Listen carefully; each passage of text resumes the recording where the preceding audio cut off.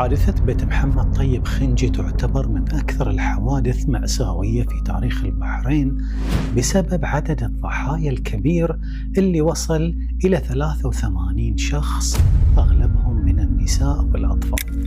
وحبيت أنوه بأن طرحي لهذا الموضوع من أجل التوثيق فقط، لا من أجل إثارة الجدل والفتن والنعرات الطائفية، مع احترام كل وجهات النظر اللي تكلمت عن هذه الحادثة. وأعيد وأكرر بأن الهدف من هذا الفيديو هو توثيق كل ما ذكر عن هذه الحادثة مهما كانت مصداقية المعلومات، وللجميع الحق في تقبل وتصديق أي رواية تكلمت عن قصة هذه الحادثة أو عدم تصديقها من غير تجريح أو استهزاء أو شتم. والمحزن أكثر في هذه الحادثة الاختلاف والانقسام اللي صار، واللي أدى إلى اختلاف الروايات حول حقيقة اللي صار في هذه الحادثة. وطال الاختلاف حتى التاجر محمد طيب خنجي، فبعض المعلومات تذكر بأنه تاجر معروف عنه بالسخاء والكرم الحاتمي، حتى أن البعض يقول بأنه كان يتبرع بسخاء للمآتم في المناسبات الدينية اللي تخصهم، مع أن التاجر محمد طيب من الطائفة السنية الكريمة. وفي المقابل يوجد النقيض لهذه المعلومات، فيذكرون بأن التاجر محمد طيب ما كان محب لأهل البيت عليهم السلام وأتباعهم من الشيعة، وكان دائما نكاية إليهم يفرح ويظهر مظاهر الفرح لما تكون عندهم مناسبات حزينة، وكان دائما يستخف ويستهزئ بشعائرهم، خصوصا المتعلقة بقضية الإمام الحسين وعاشوراء وواقعة كربلاء.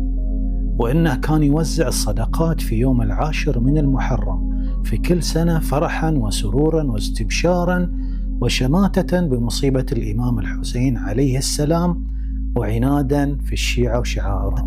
وهذا الأمر إليه صلة مباشرة في اختلاف الروايات حول الحادثة اللي حصلت في بيت التاجر محمد طيب.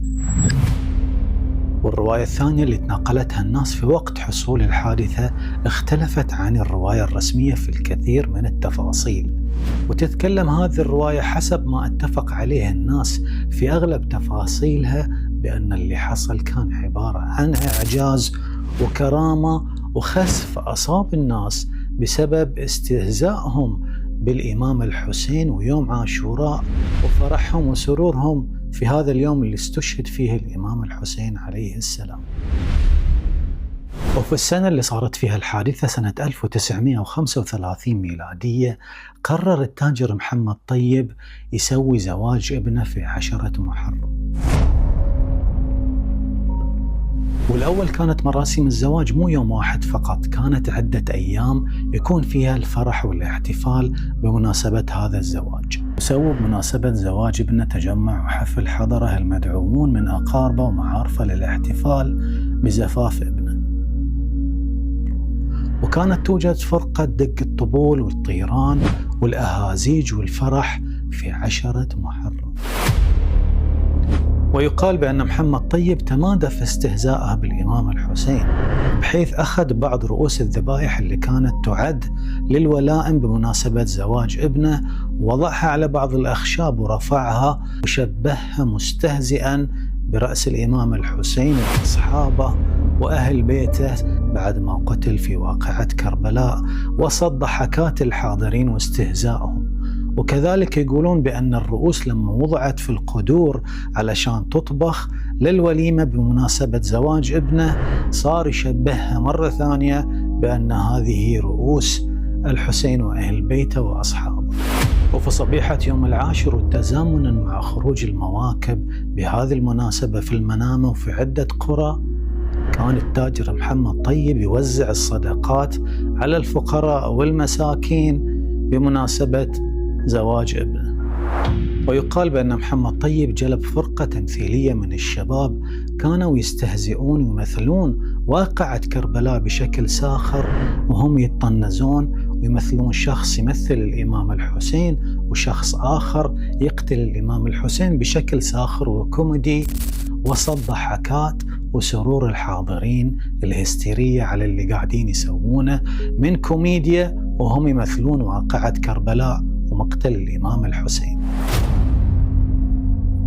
وفي هذه الأثناء هبت ريح قوية بشكل غريب ومفاجئ، صارت تصافق الأبواب والدرايش واهتز المكان، وعم الرعب بين الناس اللي قاعدين يحتفلون ويستهزئون بواقعة الإمام الحسين في يوم 10 من المحرم. ومن قوة هذه الريح سكر الباب الرئيسي للبيت بشكل قوي مع أنه كان من الحديد. هذا الأمر سبب الرعب للحاضرين اللي كانوا يحتفلون ومبتهجين ويسخرون.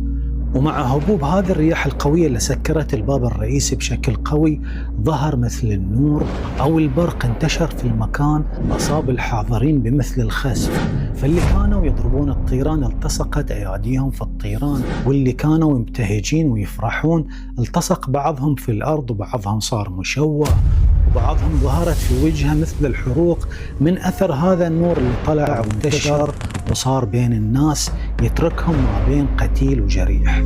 هذا النور اللي ظهر كان مثل الصاعقة، كان يصيب الناس اللي داخل البيت بمثل التشوهات والحروق، لدرجة أن بعضهم بعد ما طلعوهم من البيت كانوا مستغربين من الحالة اللي هم فيها. وحتى التاجر محمد طيب يقولون بأن ظهرت في وجهه مثل علامة الحرق تشبه كف الإيد. وحتى العروس اللي كانت تحتفل يقال بأن ملابسها التصقت فيها وطرحتها بشكل غريب وكأنها محترقة بسبب هذا النور اللي ظهر والصاعقة أو البرق اللي وصفوه الناس بأنه كان مثل الفارس من نور مجود سيف، وكان ينتشر بينهم ويضربهم بهذا السيف ويسبب كل هذه الإصابات.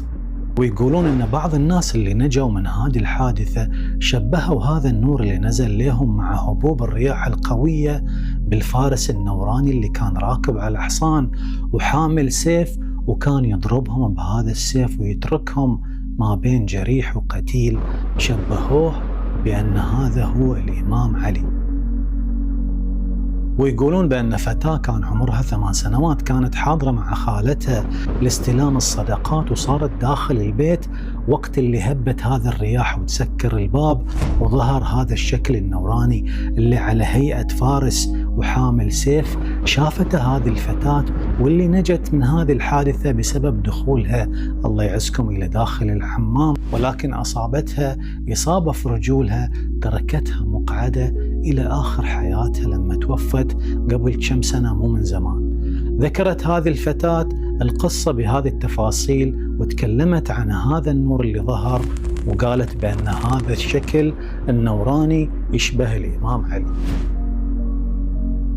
وبعد انتشار الخبر تجمعت حشود كبيرة تبى تتأكد من الخبر والكلام اللي سمعوه عن الكرامة والمعجزة والخسف اللي أصاب الناس اللي كانوا داخل هذا البيت. لذلك هذه الحادثة نقلها الكثير من الناس اللي قالوا بأنهم شافوا علامات الخسف والجروح والتشوهات، ونقلوا هذه القصة لأبنائهم ولباقي الناس. ومن الساعة 11 الصبح تقريبا وقت حصول هذه الحادثة إلى الساعة 3 كانوا الناس المتجمعين يحاولون يفتحون الباب، ولكن وبشكل غريب ما كان الباب راضي ينفتح.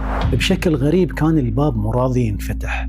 استعانوا ببعض القلاليف من منطقة راس رمان، وطبعا القلاف هو اللي يصنع السفن، وحضروا القلاليف وجابوا معاهم بعض المعدات الكبيرة والثقيلة اللي يستخدمونها في صناعة السفن. قدروا يفتحون الباب ويحركون بعض الجثث، وشافوا المنظر المخيف اللي تناقلوه بأن الأشخاص كانت عليهم علامات تشوه غريبة على وجوههم، بعضهم مثل ما ذكرت ملتصقة أياديهم بالطيران، وبعضهم مشوهة أشكالهم بشكل غريب ومخيف. صاروا يطلعون الضحايا من قتلى ومصابين خارج البيت ويصفونهم في الشارع، لدرجة بأن الشارع امتلأ من الجثث، جثث القتلى والمصابين. كانت جثث أغلب الضحايا والمصابين اللي طلعوها بر الشارع مبللة بالماء بشكل غريب. الناس تقول بأن هذا الماء استخدموه من البئر الموجود داخل البيت من أجل إسعاف ذلين المصابين لما كانوا يشعرون بالاختناق. بعض الشهود اللي شافوا الجثث ذكروا بأن وجوه الضحايا من قتلى كانت أغلبها زرقاء وعيونهم مبطلة، وكأنهم شافوا شيء مرعب سبب وفاتهم. وتم إحضار بعض اللواري علشان يشيلون الجثث وينقلونها إلى المستشفى أو إلى المقبرة. وبعد انتشار الخبر تجمعت حشود كبيرة في مسيرة احتجاج أمام بيت محمد طيب خنجي، وكذلك توجهت مجموعة أخرى من الشيعة في مسيرة احتجاج إلى المقبرة احتجاجا واعتراضا على إقامة الزواج والفرح وعدم احترام مناسبة مقتل الإمام الحسين في يوم 10 من محرم. واضطرت الشرطة تنزل وتفرق هذه المسيرة في المكانين أمام بيت محمد طيب خنجي وفي المقبرة. وذكر المستشار بالقريف أمر هذه المسيرة في مذكراته وبأنهم تدخلوا علشان يفرقون الشيعة وعلشان لا تصير مواجهات وعواقب وخيمة. ومن الأمور اللي ساهمت في انتشار هذه الرواية اللي تناقلتها الناس قصيدة المرحوم الملا عطية الجمري اللي اعتبرت كوثيقة توثيق لأحداث هذه الحادثة. ويقولون بأن المرحوم ملا عطية الجمري كان عنده مجلس في يوم 10 في المنامة، لما وصل إليه خبر هذه الحادثة توجه إلى بيت محمد طيب خنجي، لذلك نظم هذه القصيدة وشرح فيها شنو اللي صار وشنو اللي شافه بعيونه لما راح عند بيت محمد طيب وراح للمقبرة. وبيت محمد طيب خنجي اللي يصير في فريق العوضية في الحورة المنامة بعد هذه الحادثة انهجر مدة 28 سنة، وبعدين تم تحويل البيت سنة 63 إلى مدرسة سميت مدرسة عثمان بن عفان، وبعدين صار اسمها مدرسة الرشيد الابتدائية. وفي سنة 93 تم هدم البيت وبناء عمارة سكنية مكانه واللي فيها حالياً برادات البوسنة.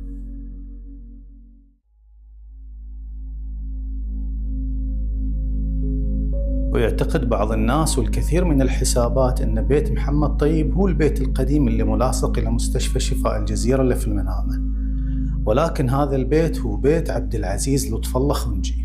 والمدون مصطفى العرب على صفحته في الانستغرام تكلم عن هذا اللبس وشرح فيه بأن هذا البيت اللي عند مستشفى شفاء الجزيرة مو بيت محمد طيب، وصور بيت محمد طيب، وهذا مقطع من الفيديو ماخذنه من حسابه. وطبعا مشيت من بيت عبد العزيز خنجي اللي عند جامع الفاروق إلى مكان بيت محمد طيب تقريبا 4 دقائق.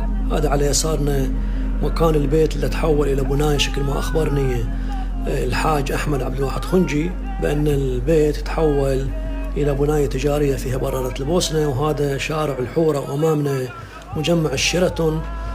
وقبل ما يهدمون البيت اللي شفنا صورته تحول إلى مدرسة عثمان بن عفان، وبعدين هدموا البيت وتحول إلى بناية تجارية. والكثير من الكتاب كتبوا عن حادثة بيت محمد طيب، سواء مقالات في الصحف أو بعض إصدارات الكتب. وآخر من كتب عن حادثة بيت محمد طيب هي الكاتبة فوزية مطر في كتابها اللي صدر سنة 2017 بعنوان المرأة البحرينية في القرن العشرين. وتكلمت في الكتاب عن الحادثة وذكرت بأن سبب توزيع الزكاة كان احتفالا بزواج ابن محمد طيب.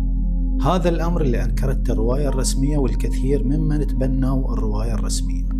وظلت هذه الحادثة من يوم حصولها وإلى الآن محل اختلاف حول حقيقة اللي صار بالضبط في بيت محمد طيب خنجي وأدى إلى وفاة هذا العدد من الناس. الكثير من التفسيرات والتأويلات انتهت من غير نتيجة قاطعة عن حقيقة اللي حصل في هذه الحادثة.